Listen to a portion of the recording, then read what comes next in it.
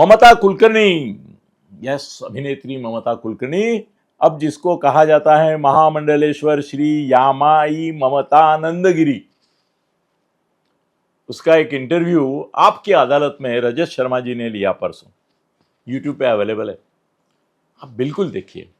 मैं तो बोलूँगा कि ये मेरा छोटा सा वीडियो है, जो उसने जो गौप्यस्फोट नहीं किया वो मैं आज के मेरे इंटरव्यू में कर रहा हूँ, तो वो इंटरव्यू उसका देख लीजिए, मज़ा आएगा आपको। और उसने उसमें ऐसा दावा किया कि मैंने ज़िंदगी के जितने भी सीक्रेट्स थे आज आपकी अदालत में आपसे शेयर कर दिए, अभी मेरी ज़िंदगी में कोई सीक्रेट बचा नहीं, ऐसा वो बोली। तो मैं अनिल थत्ते हूँ, मेरे नटखट स्वभाव के हिसाब से मैंने बोला, अरे ममता यामाई नंदगिरी, तुमने एक सीक्रेट तो बताया नहीं, मतलब एक सीक्रेट के अंदर दूसरा सीक्रेट भी है, वो बताया नहीं, तो चलो मैं क्यों ना बताऊं। उसने बाकी सब बताया, वो विक्की गोस्वामी वगैरह उन्हें बिंदास बताया, वो किस तरह से उससे जुड़ गई वगैरह वगैरह। आपको देखना चाहिए यार वो इंटरव्यू, किससे किससे कब कब उसके संबंध आए वगैरह वगैरह, बहुत एकदम फ्री टॉक था। सेक्स से संन्यास तक, सेक्स से संभोग से समाधि तक सब बातें बताई उसने, संभोग से समाधि तक सब बातें बताई, कोई संकोच नहीं रखा, मगर एक गौप्यस्फोट उसने नहीं किया। आज मैं कर रहा हूं। ऐसा हुआ कि इसने एक जो राज छुपाया वो ये राज है कि दाऊद इब्राहिम का भाई अनीस इब्राहिम, अनीस इब्राहिम के बारे में आप गूगल पे चेक कीजिए, वो दाऊद का भाई नहीं, वो सब उसके जो माफिया है उसका भी वो सरगना अभी वही है। जानकारी ऐसी है कि दाऊद थोड़ा थक गया है, थोड़ा नहीं बहुत थक गया है, तो अभी अनीस ही संभालता है सब, उसका जो माफिया राज है वो संभालता है। तो उसकी ये रखेल थी बहुत सालों तक। क्या थी? रखेली थी। उसने अंडरवर्ल्ड के बारे में ज़्यादा नहीं बताया, इतना ही बताया कि दाऊद इब्राहिम को मिली है, वो क्या यूएई का कोई शेख है उसको मिली है, ये मिली है, ऐसा उसने ऐसा थोड़ा सूचक पद्धति से बताया, मगर अनीस इब्राहिम की रखेल करके वो रहती थी ये नहीं बताया। और उसके साथ एक बात उसने नहीं बताई कि महाराष्ट्र के एक बड़े युवा नेता से उसके बहुत मधुर संबंध थे। मधुर शब्द में सब कुछ आता है, जो इससे उसके अनीस से संबंध है। अनीस की तो वो रखेल थी, इसकी वो गर्लफ्रेंड थी, मगर सब कुछ था, संभोग से समाधि तक सब उसके प्रवास में वो वहाँ पे था शुरू में। तो ऐसा हो गया, आप बोलेंगे आपको ये मामले में आप कैसे घिसट के अंदर आ गए।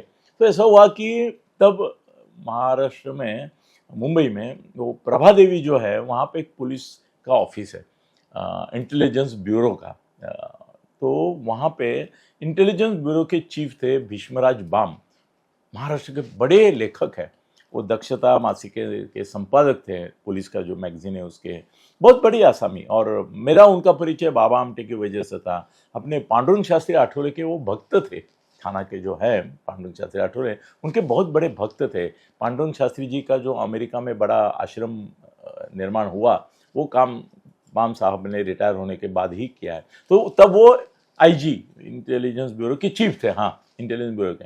और मेरी बहुत दोस्ती थी इनकी बाबा आमटे की वजह से, और पर्सनल दोस्ती थी। मैं उनको पॉलिटिकल खबरें देता था और वो खबरें दिल्ली तक जाती थी, और मेरे को भी अच्छा लगता था उसमें। क्या बाकी कोई मोह पैसे वैसे का नहीं था, मगर मैं खबर कोई देता हूँ, इंटेलिजेंस ब्यूरो के चीफ को रिपोर्ट करता हूँ, वो दिल्ली तक जाता है। और उनका 2 जगह मेरा और संबंध आया था कि दत्ता सामंत को इंदिरा गांधी से मिलना था और वो मिल नहीं रही थी। तो बाम साहब को बोल के मैंने निर्मला देशपांडे जो विनोबा की सहकारी थी, और प्रभा राव जो महाराष्ट्र प्रदेश कांग्रेस की अध्यक्ष थी, उन दोनों के माध्यम से, उन दोनों के साथ मैं और दत्ता सामंत इंदिरा गांधी को मिलने गए थे। तो वो मीटिंग अरेंज उन्होंने की थी। तो वो एक संबंध में हमारी ऐसी, मतलब इंटेलिजेंस ब्यूरो चीफ करके इंदिरा गांधी से उनका बहुत अच्छा था, पर्सनल 1-to-1 में था, अच्छा संबंध था। तो वो एक था। और ये दूसरा ऐसा हो गया कि एक दिन उनका फोन आ गया मुझे, बोले अनिल जरा येऊन जा। गेलो तो बोले तेरा वो दोस्त है ना युवा नेता? बोला हाँ। तो बोले बिल्कुल फ्रीली बात कर सकते हो? मैं बोला हाँ हाँ करता हूँ, दोस्त है। तो बोले उसको एक मैसेज देना है। मैं दे दूंगा, मैं एकदम बेसावत ना, क्या बोलने वाले मुझे क्या मालूम है। तो बोले उसके लिए ना दाऊद इब्राहिम का भाई जो है अनीस इब्राहिम, उसका एक मैसेज है। मतलब भाम साहब, दाऊद इब्राहिम का भाऊ अनीस इब्राहिम का मैसेज इंटेलिजेंस ब्यूरो के चीफ के थ्रू मेरे तक कैसे पहुंच रहा है?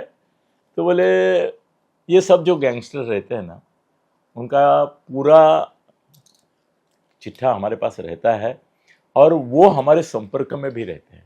हमको दूसरे जो कॉम्पिटिटिव गैंग्स रहते हैं, माफिया के अलग अलग गैंग्स हैं, उनकी इंफॉर्मेशन भी यही लोग सप्लाई करते हैं।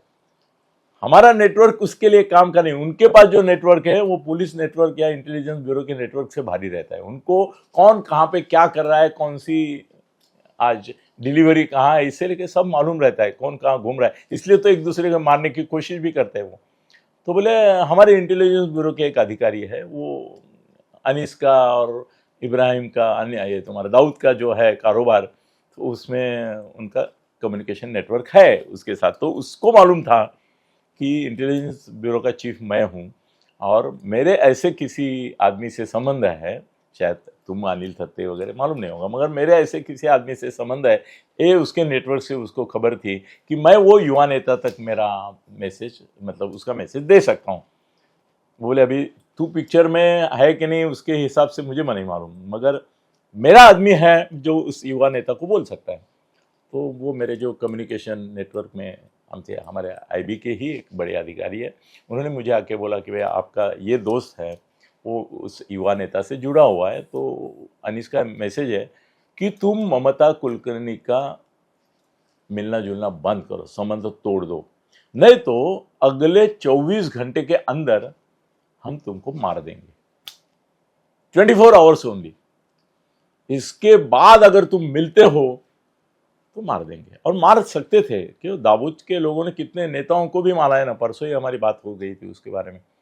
तो मैं हदर लो, एकदम गड़बड़ा गया। मैं बोला इसमें 2-3 चीज़ें हो गई। एक तो अनिल थत्ते मैसेज देगा, वो भी दाऊद इब्राहिम के भाई अनीस का देगा, वो भी इंटेलिजेंस ब्यूरो के चीफ भीष्मराज बाम जैसे, सच में भीष्म के तुलना कर सकते हैं ऐसे बड़े आदमी से लेके दे रहा है।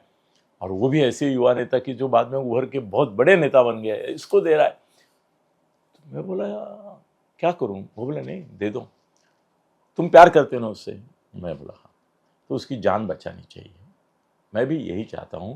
और वो इतने बड़े कुटुंब से है, इसके लिए तो उसको मारा नहीं तो ऐसा अनीस के दिमाग में आ गया तो पागल है वो, अब तक गोली से उड़ा देता था, उसको पता भी नहीं चलता किस लिए मारा शायद।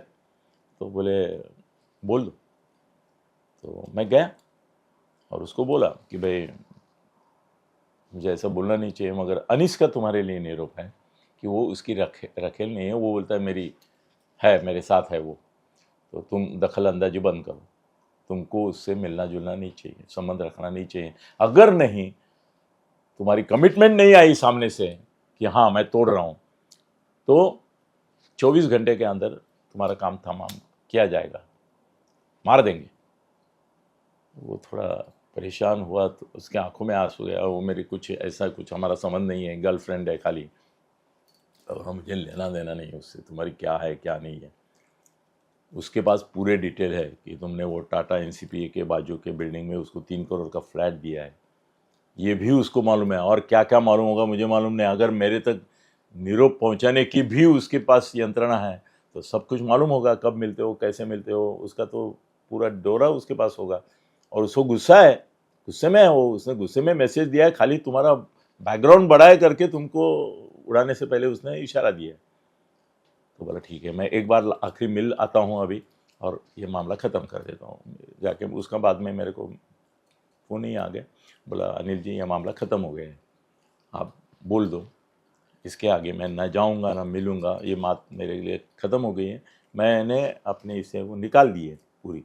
और अच्छा हुआ आपने मुझे बताया, मुझे कभी अंदेशा नहीं था। मुझे मालूम था कि उसके संबंध है दुबई में किसी शेख से, ऐसा मैं समझता था, मगर वो शेख के साथ साथ इसके साथ भी है। तो ठीक है, मैं पूरी तरह से वहाँ से हट गया हूँ। फिर बाम साहब को फ़ोन किया मैंने बोला ये मामला ख़त्म हो गया है, अभी युवा नेता के प्रति कोई क्रोध रखने की ज़रूरत नहीं, कोई रिवेंज लेने की ज़रूरत नहीं।